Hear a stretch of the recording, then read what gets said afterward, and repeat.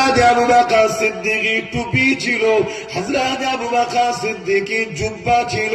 হযরত আবু বকর সিদ্দিক রাসূলুল্লাহর পিছনে ইক্তিদা করে নামাজ পড়েছে। এই আবু বকর সিদ্দিক ফুরফুরার আবু বকর নয়, ওনার মুরব্বী। জানো তো নাকি? হ্যাঁ, দাদা হুজুরের মুরব্বী, যিনি একদম রাসূলুল্লাহ শ্বশুর ছিলেন, প্রথম খলিফা ছিলেন। জোরে বলুন সুবহানাল্লাহ। এমন নওজওয়ানেরা মন দিয়ে শোনো, মন দিয়ে বুঝে যাও, মাত্র 1.5 ঘন্টা সময় নেব, এর মধ্যে তোমাকে আজ আমি কিছু দিতে চাইছি, নিয়ে যাও।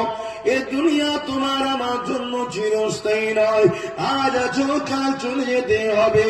ওই কবরে তোমার আমার মাই মুরব্বী, আত্মীয় স্বজন, ছেলে পুলে, পাড়া প্রতিবেশী সবাই কবরে রেখে দিয়ে চলে আসবে।